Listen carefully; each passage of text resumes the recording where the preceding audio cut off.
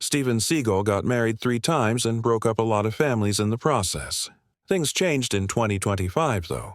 He stopped seeing his Mongolian wife all of a sudden, and Seagal began selling off his Russian businesses.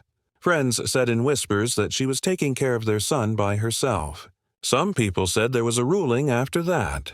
He played the tough guy who never showed weakness for many years. He is now 73 years old and lives alone in Moscow. He is having a problem that he can't solve with Aikido. There is no one left to call this man because he built a fortune by lying. Stephen F. Seagal was born in Lansing, Michigan on April 10, 1952. While the rest of America was chasing post-war dreams, a sick boy wheezed through asthma attacks. As a child, he was weak and barely able to catch his breath, according to his mother, Patricia. Things changed, though, when the family moved to Fullerton, California. The warm California sun did more than just clear his lungs. It seemed to stir up a deeper desire in him to never feel weak again. Seagal wasn't always 7 years old when he said he was. By 5, he was already reveling in the tough guy vibe of a new location and way of life.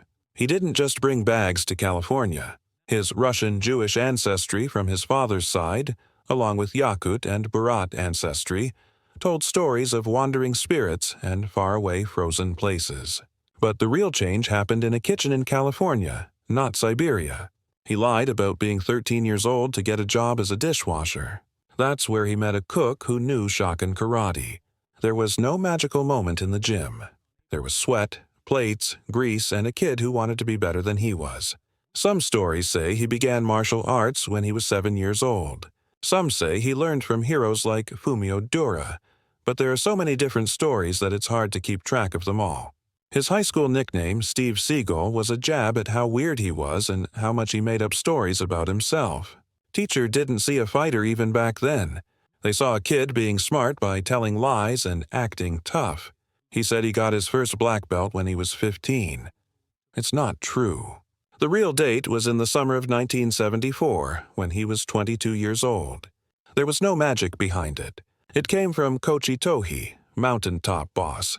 He learned Aikido from Harry Ishizaka in California, but there's no proof that he was a black belt early on or that he had legendary fighting skills. In fact, his ex-wife would later make fun of the award, saying that the judge who gave it to Seagal had been sleeping during his performance. I met my Fujitani in 1974. She was a second-degree black belt and the daughter of an Aikido master. He went back to Osaka with her and married her that December. His story was that he was on a martial arts pilgrimage, but rumors spread that he was really trying to escape the Vietnam draft. His Japan story wasn't about a samurai love story. It was both common sense and luck. The family of his wife owned a school. Her dad gave up working. Stephen took over. That was it. The American from outside the school was now the head teacher. But even that title was linked to the mafia. Yakuza bad guys show up to get Mako's father to pay back bills. Seagal told them to back off. At least that's what he said. In the end, his wife told him it was silly. He got rid of drunk people, not criminals. He kept moving up, but it wasn't always because of his skill. Mako said he got his black belt in 1978, but the judge was not there when he made the claim. She wasn't playing. This was the same woman who had saved up for years to send him back to America when he said he wanted to be a movie star. In 1982, he left Japan. It was quiet. There was no goodbye or split. His second marriage was to actress Adrienne LaRussa in California after 2 years, but he was still married to Mako. That's just plain adultery. He even got model Kelly LeBrock pregnant between the two. While the court case was going on, Seagal was changing himself in Hollywood.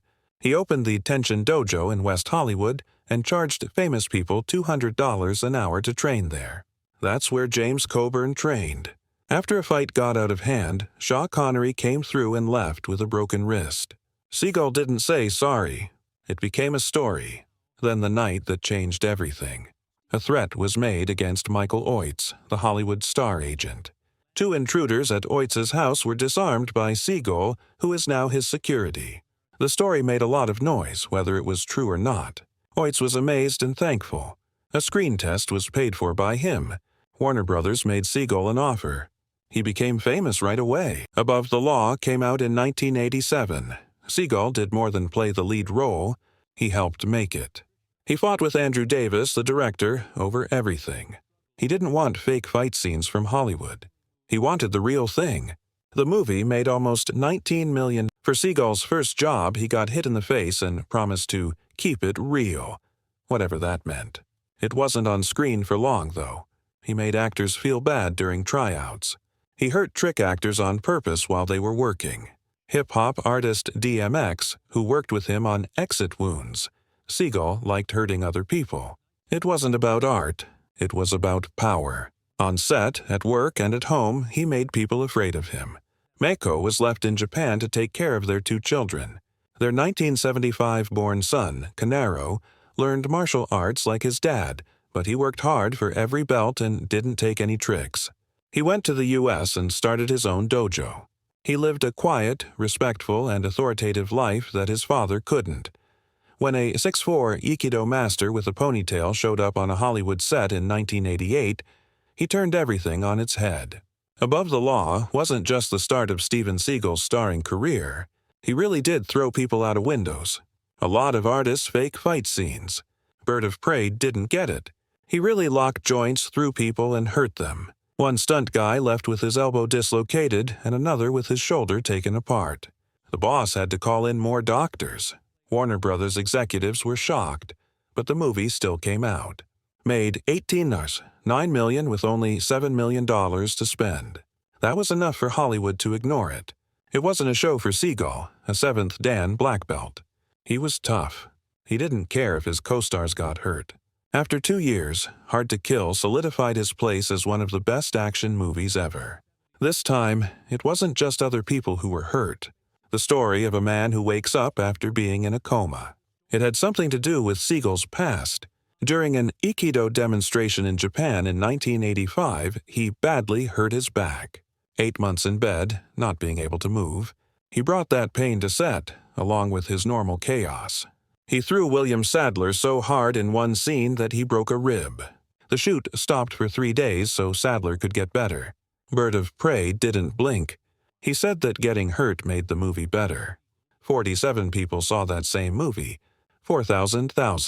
It was easy for Seagal to figure out. Really hurt people, real money. Then Marked for Death came out, which caused a big stir in culture. The film, which was shot in Jamaica, ran into trouble quickly. Seagal told the local actors to cut off their dreadlocks because he thought they were unprofessional. That didn't go over well. They were gone for 2 days. The production stopped. To get them back, the studio had to raise pay by 40%.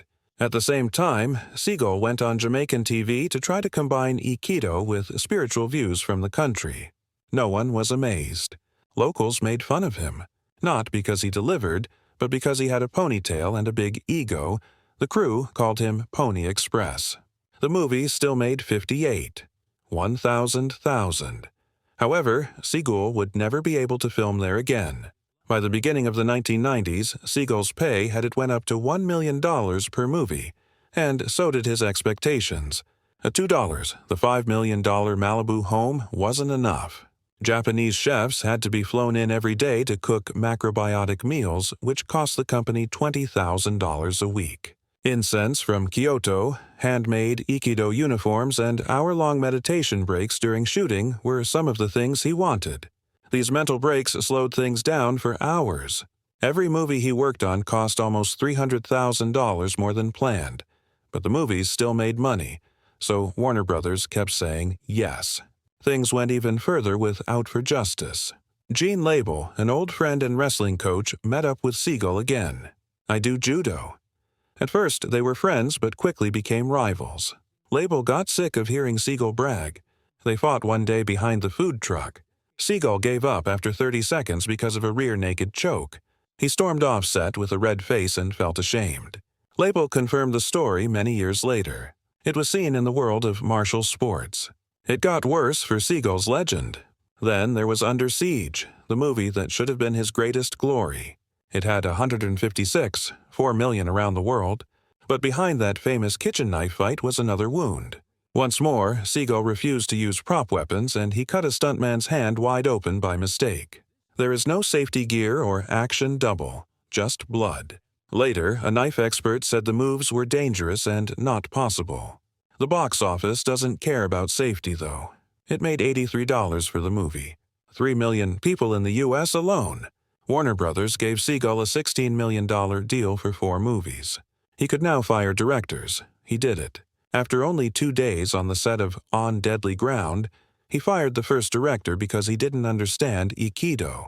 The cost went over $50 million. Seagal changed scripts every day, turned an action movie into